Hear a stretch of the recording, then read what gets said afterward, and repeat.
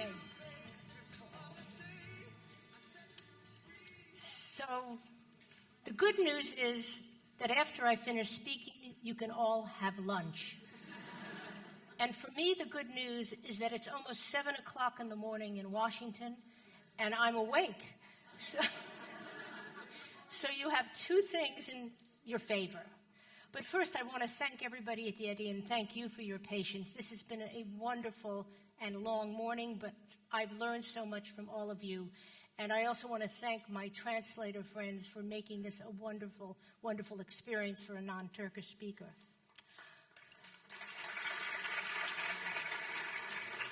So let me tell you just a little bit about myself, and I know there's a clock up there, and I'm watching it because I really want you to have the wonderful lunch, which is related to what I have to say.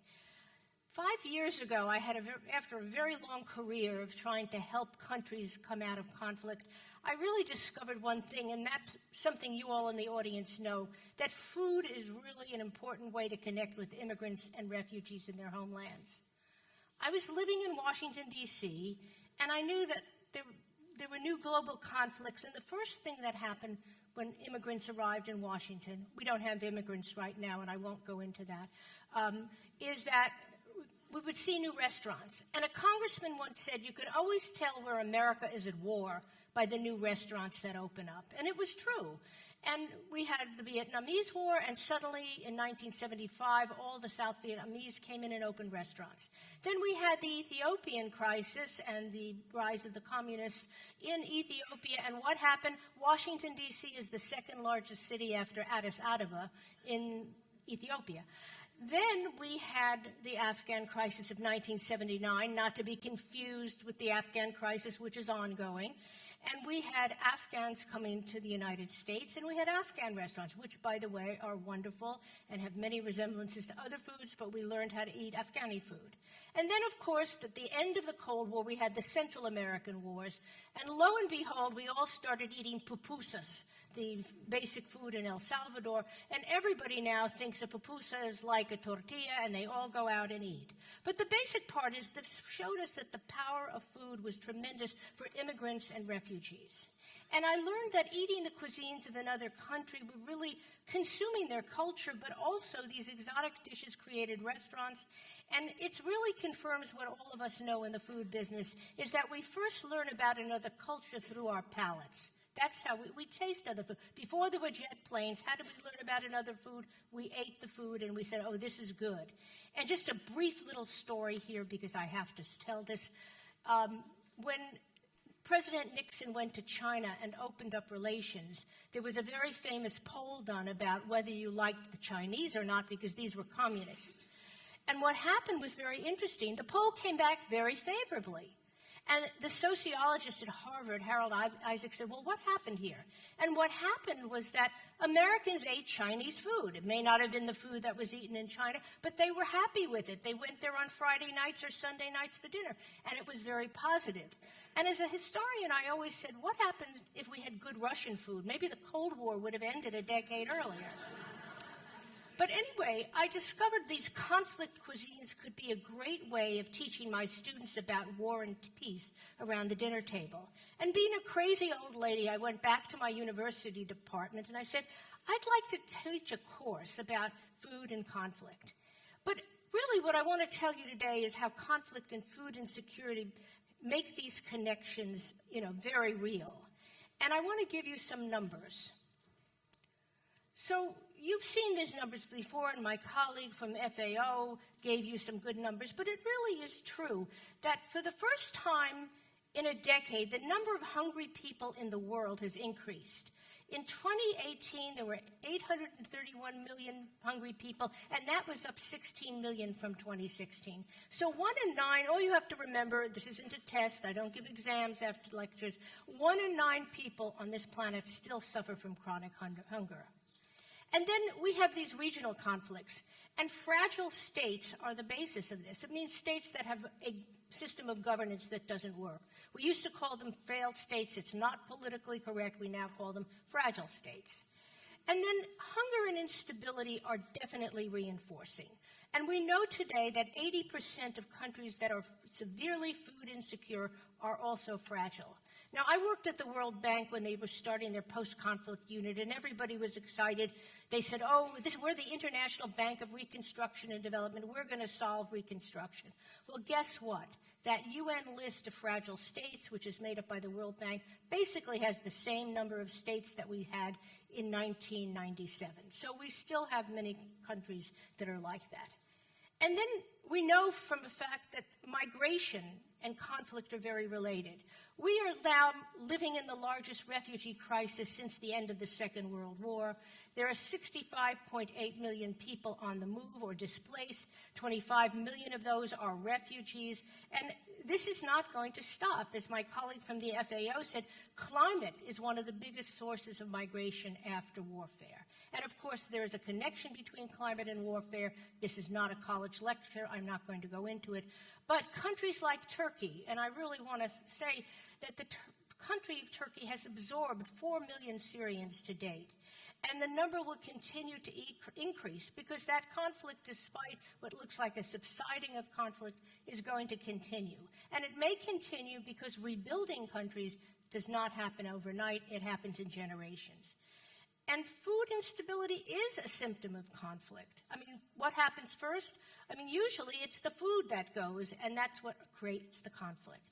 And for some of you who are junkies about the UN, and I have to say that the General Assembly is starting this week with the World Climate Summit, that last May, the UN Security Council, not the General Assembly, the body that really is the governing part of the UN, passed a resolution actually linking the connection of food and conflict. And what that does is it actually gives authority for the Security Council to actually go after countries that are depriving their citizens of food. It's a very, very important concept. And even today, we are seeing famines in Nigeria, in Somalia, in South Sudan, in Yemen, and Syria. And it just shows again that food is the cheapest weapon of war. We don't have to buy big arms. All you have to do is hold back food. And I'll talk a little bit about that later. But today we know more about conflicts than we know about how they arise from the lack of food. But we really don't know how, to help people gain their humanity through the simple act of breaking bread. We've heard wonderful stories about gaining humanity, but I wonder, and it's no wonder that anthropologists often call ethnic restaurants the living rooms of the homesick. And it really is true. Go into any ethnic restaurant in any city in the world, and you'll find a population that is relating to each other. So most of you here today are in the food business. You're chefs, you're writers, you're entrepreneurs, you're in the hospitality business, you're teachers, and you understand why food connects people in a special way.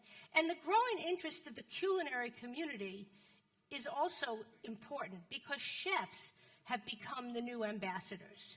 Chefs have supported the UN Sustainable Development Goals. You all have seen them, but actually goal number 2 and I think goal number 16, peace, justice, and strong institutions and zero hunger are totally related. And it's fascinating to me to see how chefs are understanding that their training can help people give new livelihood and new force and have an enduring impact.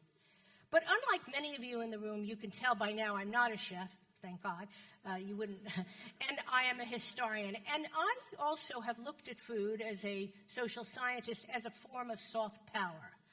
Now, I'm not going to give you a lecture about soft power, we don't have time, but we really have become users of food not only in the high-level culinary diplomacy, but we are living in the age of gastrodiplomacy. And what do I mean by that? That is the citizen use of cuisine to help promote the food of their homeland. And then we're also in a new age, and I have colleagues here who work on this, we're in the age of social gastronomy.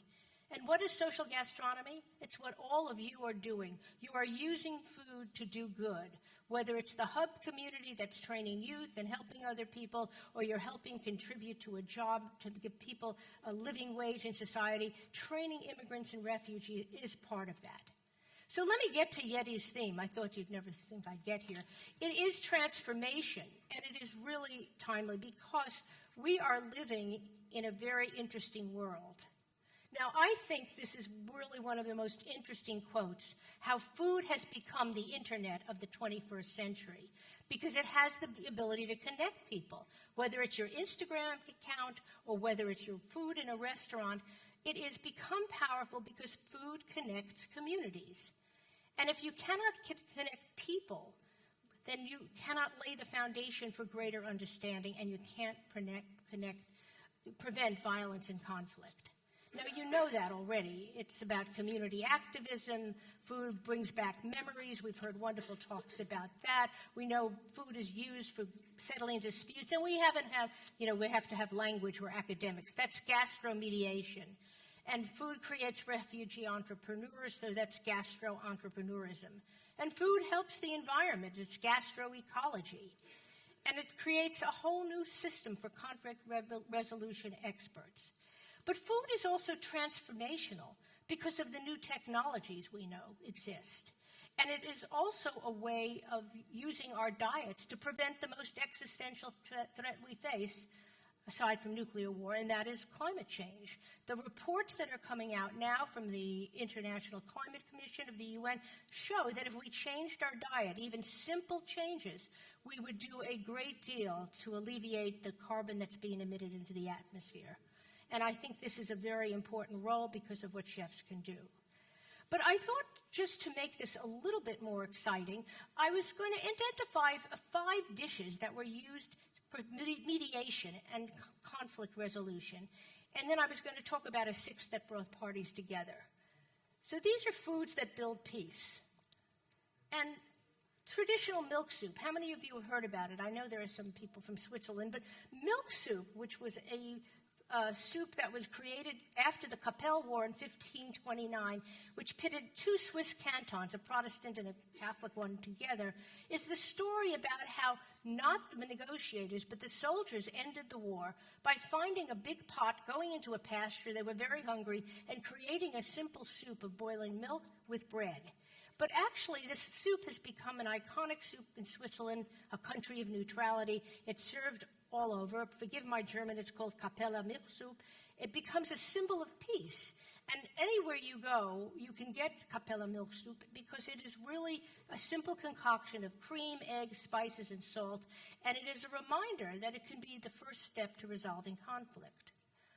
Something that's closer to home is Jordanian mansif. And okay, please, people from Turkey and other countries, everybody has mansif, but the Jordanians say this is their national dish. This is gastro-nationalism. I'll go into it.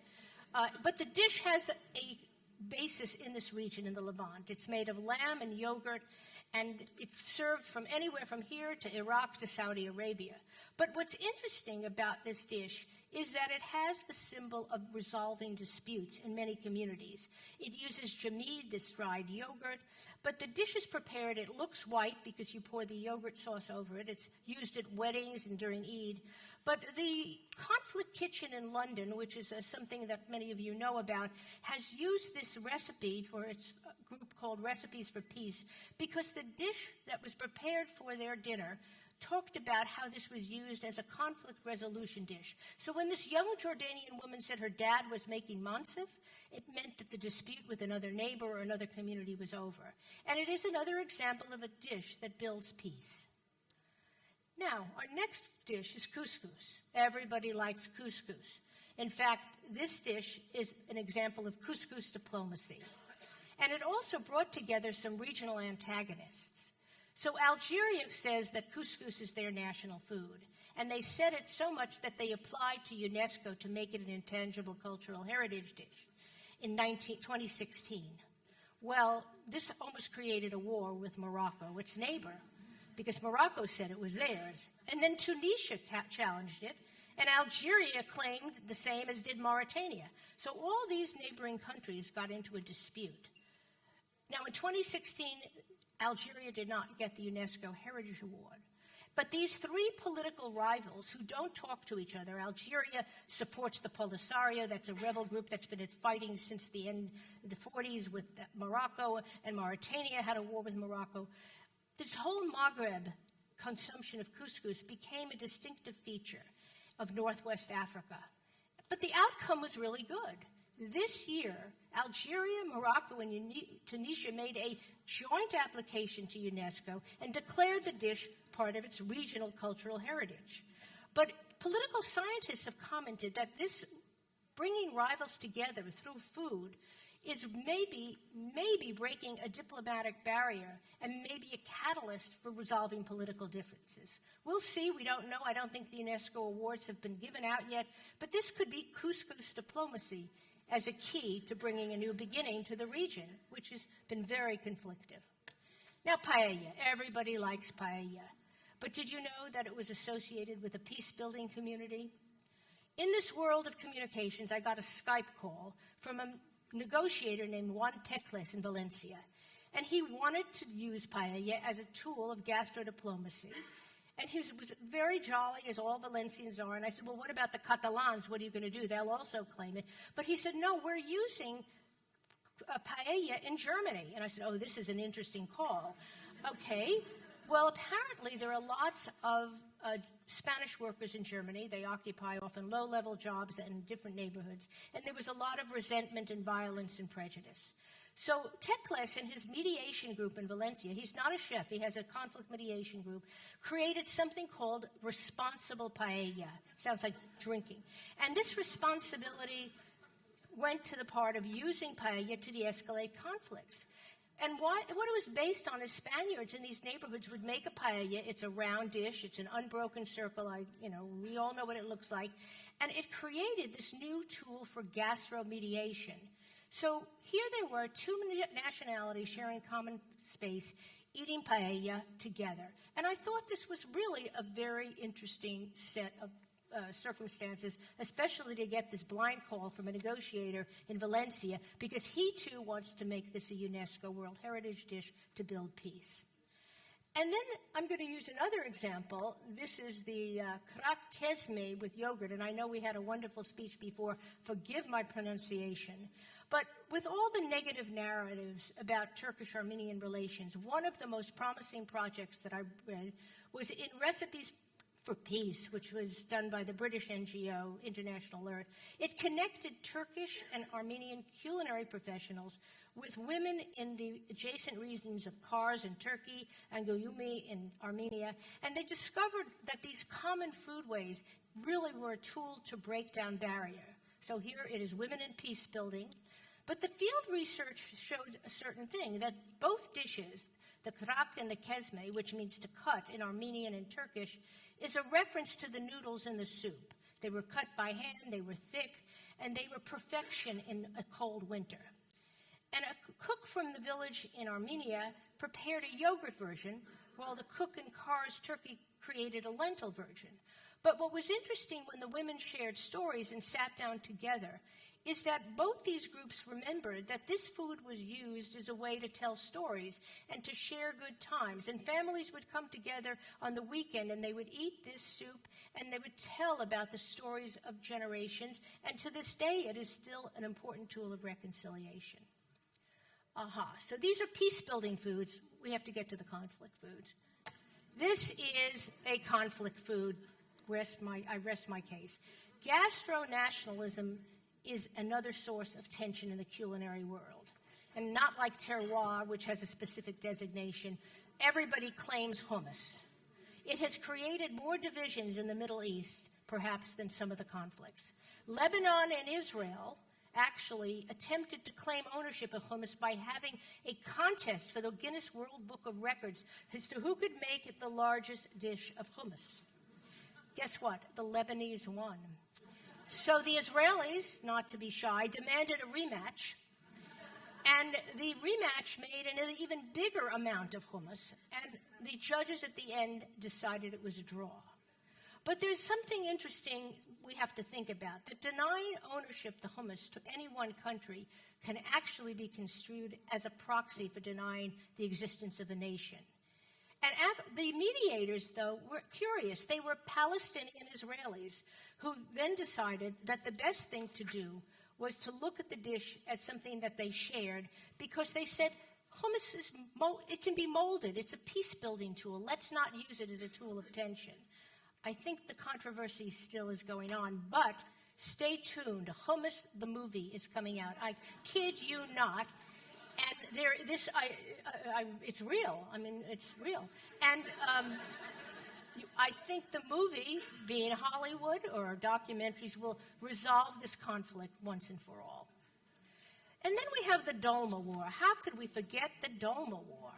So we have the Turkish-Armenian conflict over Dolma, but this spread to Azerbaijan, and they took this very seriously, really seriously. First of all, they don't even call it the Dolma, they call it the Tolma. But the Azerbaijan Ministry of Foreign Affairs has a national security office. It's called the National Cuisine Center, and it's a watchdog agency because its mission is to check about lies in Armenian food. I kid you not. And they, together with the Ministry of Copyright, confirm ethnographic origins of different food. I don't think they know under international copyright law that you can't copyright a food. You can only copyright a recipe, but for whatever it's worth, their main job is to make sure that Armenia keeps its claim to the Dolma to itself, and that Azerbaijan has a right to do that. But I do think these are pictures. I mean, that's the Tolma and that's the Dolma. Hey, man, they look the same to things I see here, but it is national security number 101.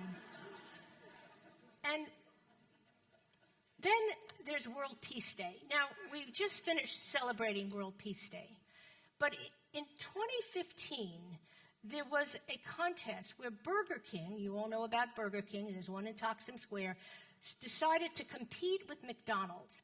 And they said this: we're going to create on World Peace Day a joint hamburger called the McWhopper, which you can see, and it's going to be this hybrid where they're going to wear the same uniforms, they're going to have a McWhopper uniform, and on that day, these two rival companies will put down their competition and serve a hamburger for peace. The profits were going to go to an NGO called Peace One Day. Well, you know what happened. You've finished the story. It didn't happen. And in fact, McDonald's was so angry about the competition that it slammed Burger King and said, you're only doing this to increase market shares. But it backfired on McDonald's. People got furious because they ran a commercial. Burger King ran a commercial on television and also in newspapers. That was so effective, it won the #1 ad for World Peace Day. It's very hard to get the internet in some ways here, or I would have included it. But it is an ad you must see because it is worth watching. But the bottom line is that many companies in the United States, for example, Denny's and some of the smaller fast food chains, all created on World Peace Day a common dish and gave their profits to Peace One Day. So is food a bridge of communication and greater dialogue? I think I may have answered my question. There is a universal reach of recipes and a need for dialogue and diplomacies. And these iconic foods of the region should not be a source of conflict, because conflict is going to happen again and again. But let me wrap up with a few things. The 20 in serious points. We have, as we said, the largest number of refugees since the end of the Second World War. The Global Peace Index, something that many of you wonky people probably read, has said that global peace has declined for the 4th straight year in a row. And the Australians do the index. They don't have any, conflicts with anybody. But not only that, growing authoritarianism, unresolved conflicts in the Middle East and North Africa, increased political instability really take its toll. And I think, as I said at the beginning, one of the most stunning characteristics of conflict is that food today is being used as the cheapest weapon of war. Human Rights Watch documented how Syrian government planes bombed bakeries at the time when people went to get bread. The government controlled the supply of flour. And this is just one example. Today in Venezuela, the government is also managing food, and they only give food stamps and ration stamps to party loyalists. People are starving to death in Venezuela. By next month, there'll be 5 million Venezuelans who have left the country. The population has there were at one time 40 million people. It is a huge humanitarian tragedy, larger than Syria. But today, in Turkey, I'm witnessing the power of food through a project I'm involved in, and of which you're going to learn more later, called Livelihoods Through Innovation in Food Entrepreneurship. It helps outsiders build new lives. And most important, it is in a new country. Even more revealing is the trust and compassion that this project has brought between Turkish trainers and their students. It is that for the first time, people are recognizing the humanity of sharing a table and of a plate of deliciously prepared food and what it can do. And I know you'll be enjoying some of this at lunch, and Sitareh is going to tell you more. But knowing the power of food to rebuild communities and grow economies is so important. It gives me new meaning to conflict prevention. And what is most gratifying is in this food revolution we're living through, is that chefs and citizens are working together to build communities, to become a place of inclusion. Sharing the common table is really the basis of stability, and diplomacy cannot always deliver this. This is what I would call gastrodiplomacy in action, social gastronomy in action. And the kitchen has really taken on a new meaning in these very challenging times. So now I want to thank you for your time. I don't think I've overrun my time. And I want to invite my dear colleague Sitareh to introduce a few other things. Thank you so much, Johanna.